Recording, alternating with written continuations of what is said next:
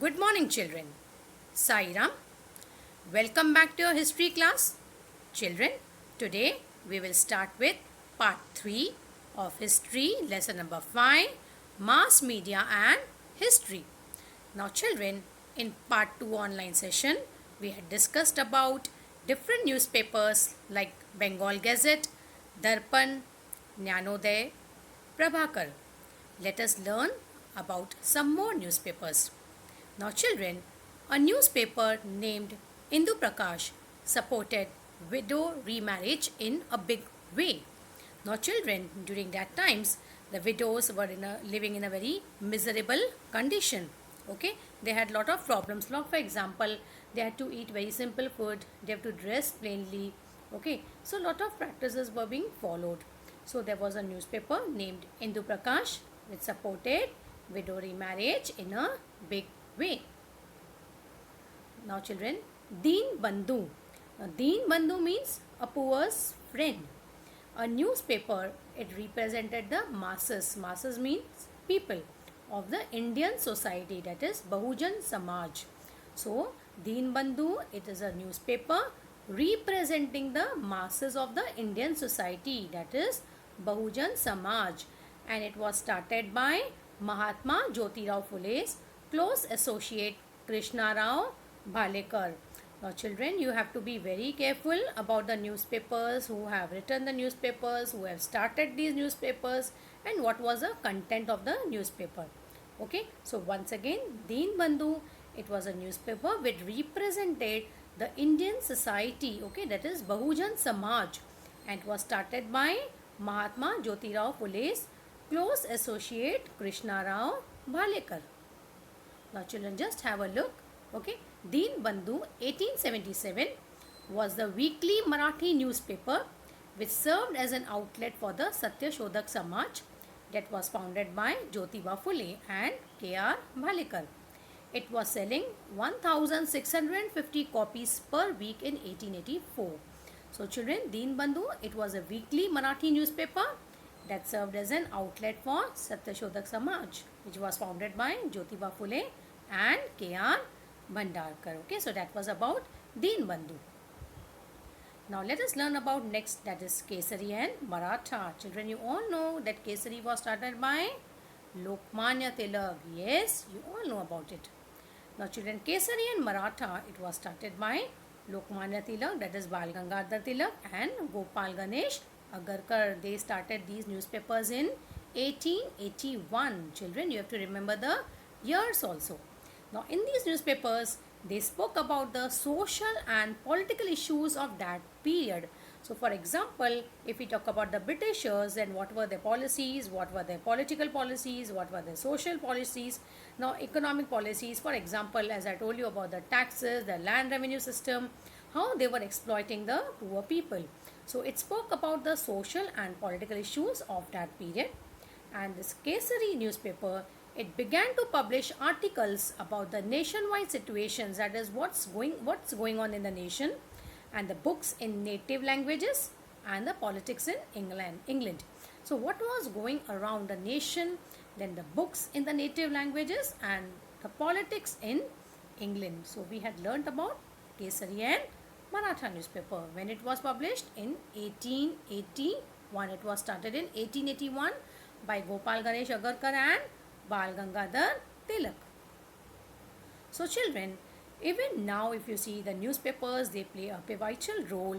So in 21st century also, newspapers have continued to fulfill an important role. Even now, newspapers play a major role, children. It was acknowledged as the fourth column of democracy.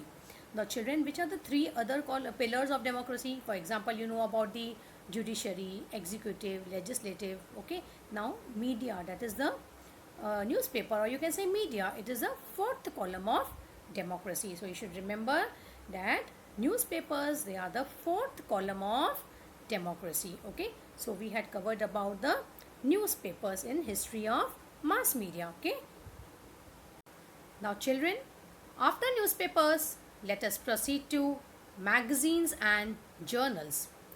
Now children, magazines and journals, they are periodical publications Now children, newspaper you get it every day, right? But magazines and journals, they are periodical. This includes publications. It could be weekly, bi-weekly, monthly, bi-monthly, quarterly, 6 monthly, annual. So it depends. It could be a weekly magazine, it could be quarterly, it could be 6 monthly, or it could be an annual magazine or journal. So there may be some chronicles which are published at no fixed time. So children, what do you mean by chronicles? Now chronicles are basically the written records of historical events, and that is how they have happened. That is the order of the events that it is explained. So basically it is a record of historical events in the way it has occurred, or that is, for example, how you have a timeline in history. Okay, so how it has occurred. Okay, so it is about so there can be some chronicles which are published at no fixed time. So magazines and journals, they are periodical publications. Okay, it could be weekly, it could be bi-weekly, monthly, quarterly, annual, etc. And there may be some chronicles which are published at no fixed time. Now children, Bal Shastri Jambekar, I have explained about him, right? He in his memory, Patrakar Din is celebrated on 6th January. I have explained to you about it, right? So Bal Shastri Jambekar, he has started the first monthly magazine in Marathi. It was named as Digdarshan. So Digdarshan means it is giving you the direction. So Bal Shastri Jambekar, he started the first monthly magazine in Marathi, and it was named as Digdarshan. Children, you have to remember all these. Okay, it can come as the objective type questions in your examination. Okay. Now, among the periodicals, Pragati, now a defunct journal, defunct means now it is not being published, okay, was started in 1929, and it was edited by Triambak Shankar Sechwalkar. So Pragati is now a defunct journal, means now it is not being published, and was edited by Triambak Shankar Sechwalkar. Okay. Now children, there are some more periodicals devoted to Indian history. For example, Marathi journals such as Bhartiya Itihas Ani Samskruti and Marathwada Itihas Parishad Patrika. So there are some Marathi journals. Okay, for example, Bhartiya Itihas Ani Samskruti, that is our culture, and Marathwada Itihas Parishad Patrika. So there are some more Marathi journals. Now children, let us learn about electronic or digital journalism. Now children, nowadays, so you know, all the news you can get it at the tip of your finger.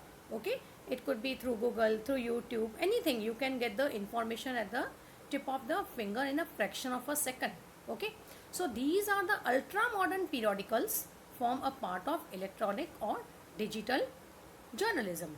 History is a prime subject of interest for these periodicals as well. So now there are many web news portals, social media, web channels, YouTube. They make historical content available to audience or readers. So electronic or digital journalism, as I told you, it could be you can get the news through portals, through social media, then web channels, YouTube. So everything is available now at the tip of the finger. That is the electronic or digital journalism. Okay, just have a look children. Just as I told you, at the tip of the finger, everything is available in a fraction of a second.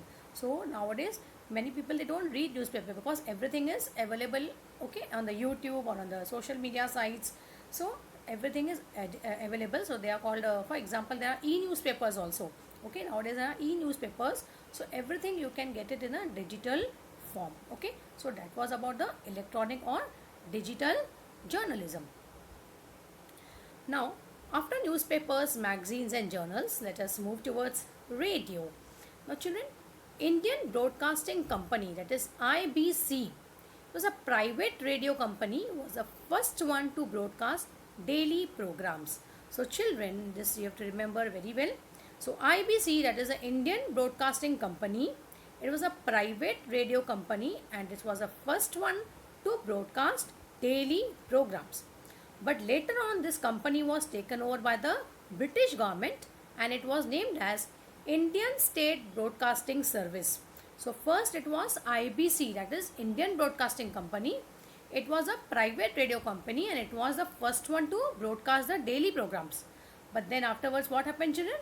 The British government overtook it, and it had named as Indian State Broadcasting Service, that is ISBS. On 8th June 1936, it was renamed as All India Radio, that is AIR. So first it was IBC, then British government took it, and then but later on 8th June 1936, it was renamed as All India Radio. Children, after independence, All India Radio, it became an integral part of the Ministry of Information and Broadcasting. So children, it became an integral part of Ministry of Information and Broadcasting. And initially it broadcasted governmental programs and schemes. So only the governmental programs and schemes were broadcasted. So after independence, All India Radio, it became an integral part of Ministry of Education and Broadcasting. Now children, it was named as Akashvani on the suggestion of the famous poet Pandit Narendra Sharma. So children, Pandit Narendra Sharma had suggested for renaming it, and it was renamed as Akashvani. It was named as Akashvani on the suggestion of famous poet Pandit Narendra Sharma. Now children, Akashvani, it broadcast various entertainment, awareness creating and literacy programs.